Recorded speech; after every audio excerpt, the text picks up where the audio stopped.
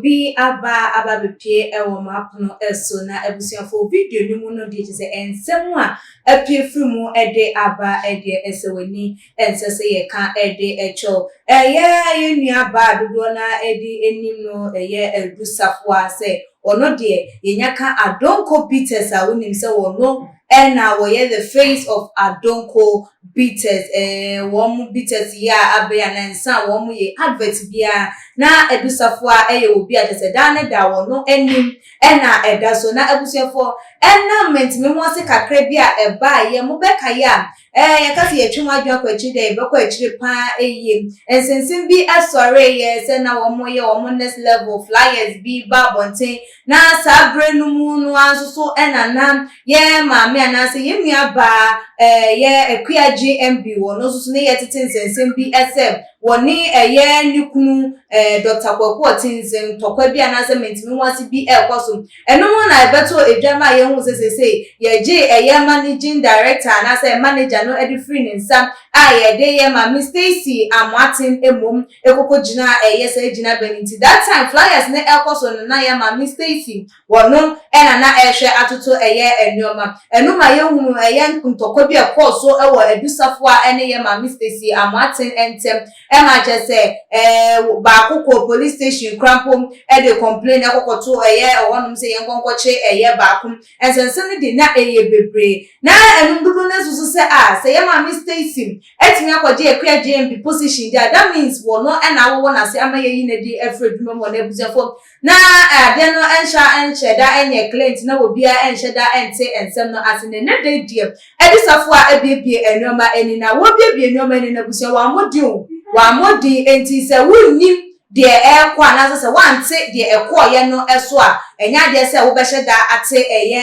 ensem no ase se eye video abeto ya kuno eso no ye hu se bisofo a ekasa or refer to ye papa eye Dr. Kwaku Otin se ye ni company no eye apetition company just one year na say wo bo eye edi ene eye ma me Stacy so one year na say wo bo ni dia no so no or refer me to eye wo ba na say ma me na say wo edi am wo de ema no na no wo chi mu SM eye akua GMB ni Dr. Kwaku Otin awari jaye ni mu nyina ejina Stacy Amwatin aso wo no ene the mastermind and I say the block behind all this one no the sampling block at say ama aware no say de ejai ekrent wo pache wana say ya maame akua GMB say wona Dr. Kwaku Otin aware hu rumors na titi so meja no kwam na nipa wo dating the kwampo no 10 times richer than Dr. Kwaku Otin na ebusiafo ensem no de me kase me broso a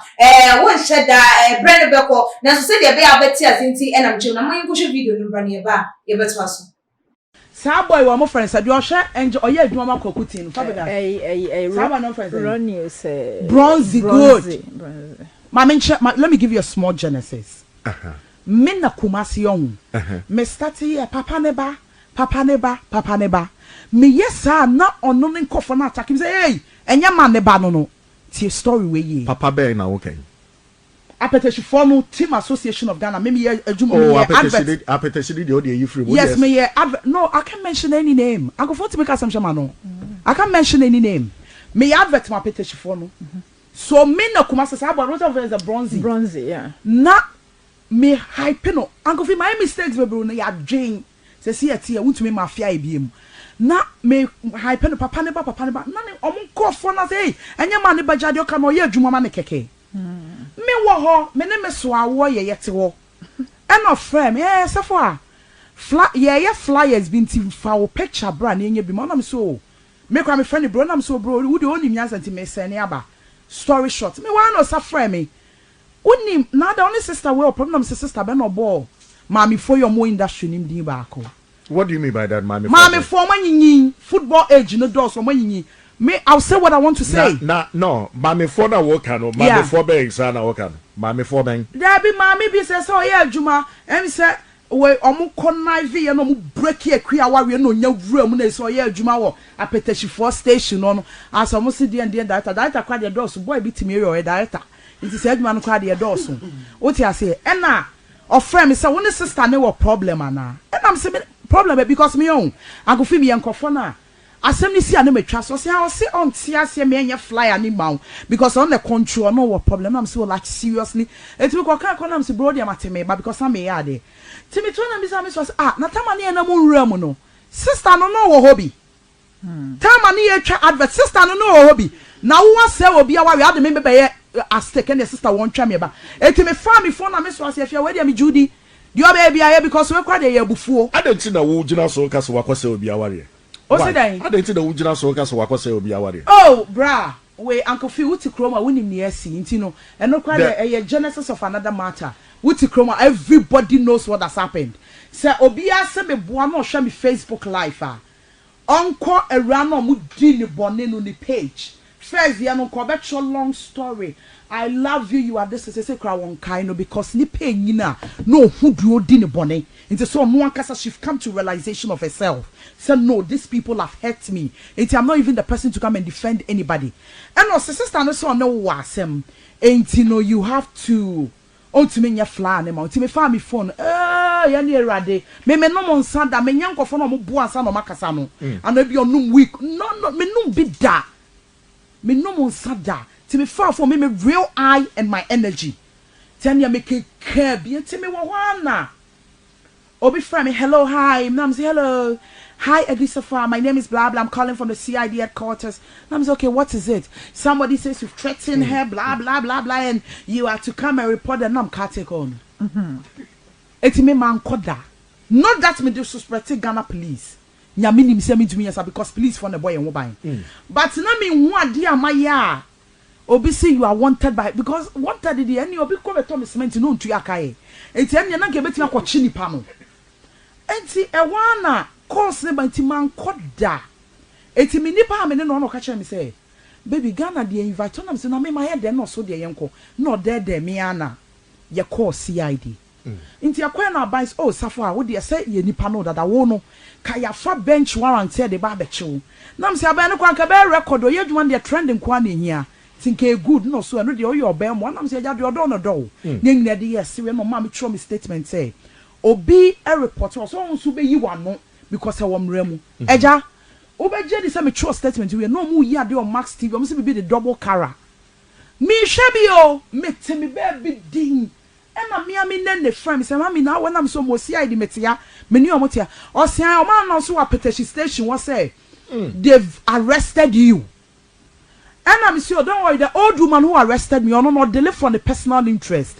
Or did bonnet no, no attach. Now, if police arrest, okay, me tell you, not from the set, crime be kemu ha. You better have a check my no.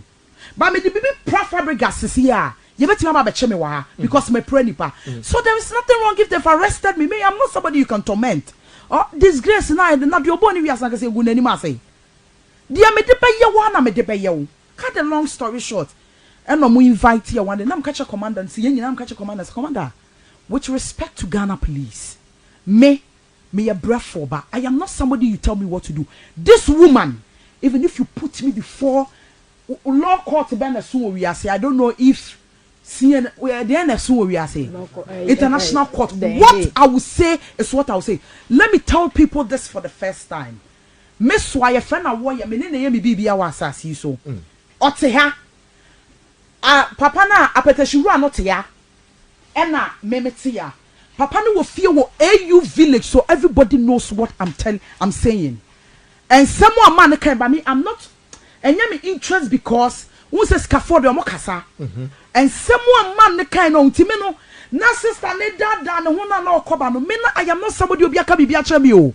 I listen to the mount's own lip. And someone catch me name so concerning the breakup of on ne ex-wife no. And to me I had vivid information and who say I don't wait. Apatenti for company na okumase no. Like me ninko for you free until we know whatever that happens. With all due respect, you know, a station, a radio station. That is them. That is what Uncle V. Who's that so who affair? Obi so nya what did you have about him? And then we are say there. And to be our your opinion. And see, and I catch a man they say. Ya can say, but why did you let them do all these things?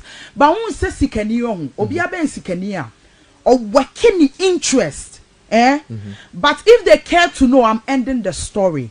the girl is dating recently is richer than man no moving some woman a jai girl no. They don't know anything. What do they know? Yeah, see I this organo but yanti headquarters oh. Okay. Yes, but yanti headquarters. The girl's current boyfriend is richer than the man 20 times. And what do they think they've done? My yet Timothy Samson here baby I will say me. Now that me and do you know the funny thing? Omuka so she has reported no. And of Frey Obi was sexual so much no. When we saw Ghana for or play like almost baby as a public or public way sympathy yes or plain so you perfect. It's a year and business and why that or announce here to be bandy body pandit and I'm so Bema not to one crowd here. So mamma be a station and Konya Juma. I could feel me a ruffle. By ye need to never be brave. Trust me, make a child the next day. Or mamma be a station and quote if you the days of his life on your Juma. Or your retired disappointed musician. And to know some me or announce say ya cheer do suffer. What is wrong about that? One a year retired, disappointed. Mamma not call reporting Nikunu or retired. One telling a friend of Chame Kwame no. And you know, or you're superstar around the world. Yeah. Baby, when you want to be radio station, when you're Juma. So I told me you're free on me buy and I'm catching say, make a check commander and say, yeah, me would you me dead, you may yana me because I don't hate on people. Me or being me business. How can you say something any problem? But me more ya flyer man. Okay, fine. Ya flyer and no na ubedi. The no who no crowd, only share crowd and only in your business biada. It's not about unim some your Martinez if you know me son. It's me mochiami kwami you kofita mo mobile bo asama to me or being kabi mami or chiami atum. Minimum yet ya large. It's me minimum. It's one it's in a make say industrial jumano. Obia ni mobi asem. Do you understand what I'm saying? Obia ni mobi. And to know say, oh, yo, baby, and you say you are too secured.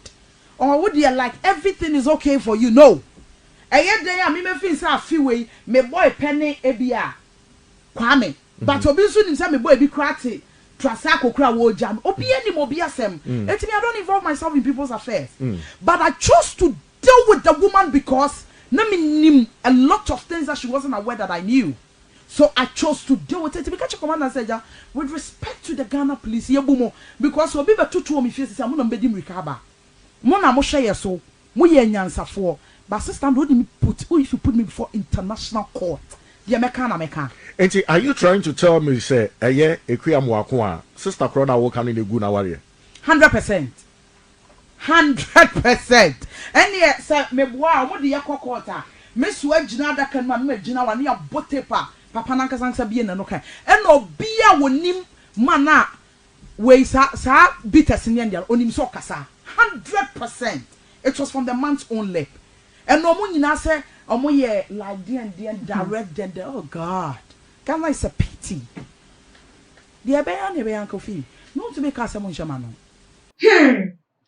Ebusiafo ensembwe edie asefim arewo na like odwen won so a won hweda ente eye ase asese no just wo kiremu dia na na monkrofo bi so na monkrofo bi onyoma bi ahwere wo mu na se na wo mu nim se wo mo ye saade no ama jesenka wo mo abasesa e wa abrabo mu dia wo mo kan hu se jese ama nipa nanka wo yi na firi wonu mu anunti wo pese won ben ye ni nipa anase nikunu na wo ya na wo nya nikunu na ni madoma na favor every no one say de be pe wasem ni say nipa wa kwa hia no krapo no wo so ebro ye de na wo pam no de every ye ehun na ebusiafo ensangwe ya ye nuaba ye ebusafo edibetu de afutu sembe na wafa de every mu na den susu na wo betimi akade afa ensemi ehun we de meto de mamusafo wa denche ebra ebetu da otuma JH your comment section na e bi mo like videos na share